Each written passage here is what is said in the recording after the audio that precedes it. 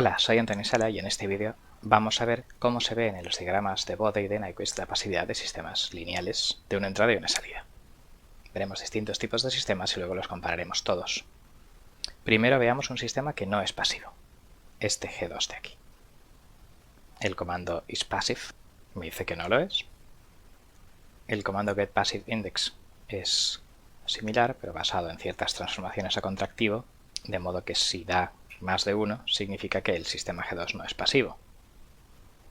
Si dibujo el diagrama de Nyquist del sistema G2, veo que el límite de pasividad, que es el eje imaginario, es rebasado y al haber trozos del diagrama de Nyquist en el lado izquierdo del plano complejo, el sistema no es pasivo. Hay elementos de la respuesta en frecuencia con parte real negativa. También lo podemos ver en el diagrama de Bode, en concreto en el diagrama de fase. Vemos que aquí a estas frecuencias el desfase supera los menos 90 grados y por tanto eso indica que el sistema no es pasivo. Vamos a ver ahora otro ejemplo. El otro no era pasivo y este va a ser el mejor de los casos. Va a ser estrictamente input pasivo y estrictamente output pasivo también. Este de aquí, este G0. Que la norma infinito esté por encima o por debajo de 1, pues está un poco igual, no tiene nada que ver. ¿Es pasivo? Pues el comando isPassive dice que sí. En concreto, ¿es output pasivo? Pues yo puedo comprobar que hasta 0,513 es output pasivo. O sea que la integral de entrada por salida es mayor o igual que 0,5 veces la integral de la salida al cuadrado. También es input pasive. La integral de entrada por salida es mayor o igual que 0,1 veces la integral de la entrada al cuadrado. El getPassiveIndex da un número menor que 1, que significa que es estrictamente input pasive. Y si ahora dibujo su diagrama de Nyquist, de este sistema y de su inversa, pues entonces todo esto son líneas y leyendas, etc.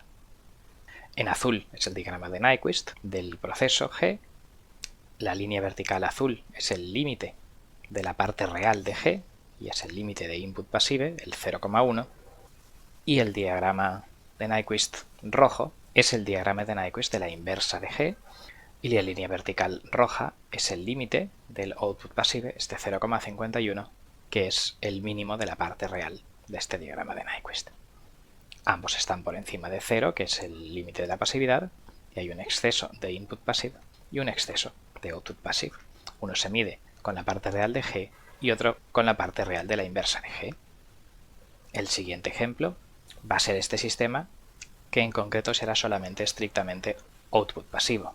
MATLAB me dice que es pasivo, MATLAB me dice que llega a ser 0,2 output pasivo, o sea que la integral de u por i es mayor o igual que 0,2 integral de i cuadrado. 0,201 ya dice que no, y no es input pasive. El diagrama de Nyquist de G y de su inversa me dice que G tiene un diagrama de Nyquist con parte real no negativa, pero toca exactamente el 0, por lo tanto no es input pasive. Y la inversa de G tiene un diagrama de Nyquist que sí que está a la derecha de 0,2, el mínimo de la parte real es 0,2 positivo y entonces sí que es output pasive. Ahora vamos a ver un sistema pasivo que no es estrictamente ni input ni output, en concreto este G1. MATLAB me dice que es pasivo, pero en cuanto le pido un poco de exceso de pasividad output o de exceso de pasividad input, me dice que no. Su diagrama de Nyquist, vemos que tanto el diagrama de G toca el 0, como el diagrama de la inversa de G también toca el 0, de parte real. Entonces el sistema es pasivo, pero no es estrictamente pasivo. Para terminar el vídeo vamos a comparar los diagramas de todos estos sistemas.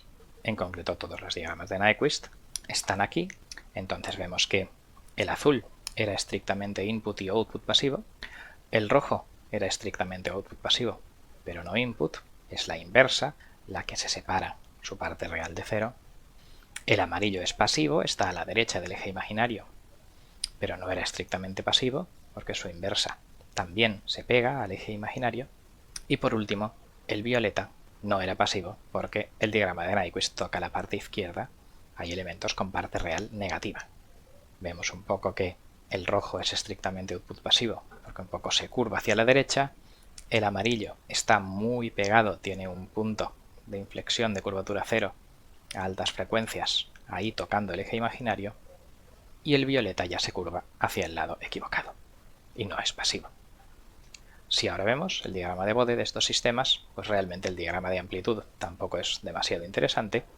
El de estrictamente input y output, pues el desfase nunca toca los menos 90 grados y la amplitud nunca llega a 0, y en los otros la amplitud va a 0, el desfase toca los 90 grados, en el no pasivo lo rebasa, en el pasivo pero no estrictamente lo toca muy horizontal y en el estrictamente pasivo se pega un poco menos, aunque en el límite al final sí que llega a 90 grados. Esto es un poco como se ven en el diagrama de Bode los distintos tipos de pasividad. Con lo cual vamos a concluir.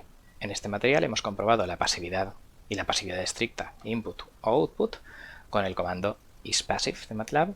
También hemos visto la relación con la salida del getPassiveIndex, que se basa en una transformación pasivo a contractivo, y también hemos comprobado la relación entre esos límites de pasividad estricta input u output con el mínimo de la parte real en el diagrama de Nyquist de un proceso lineal para el input passive, o de su inverso para el límite del output passive. Bien, pues esto es todo. Con esto finaliza el vídeo. Muchas gracias por vuestra atención.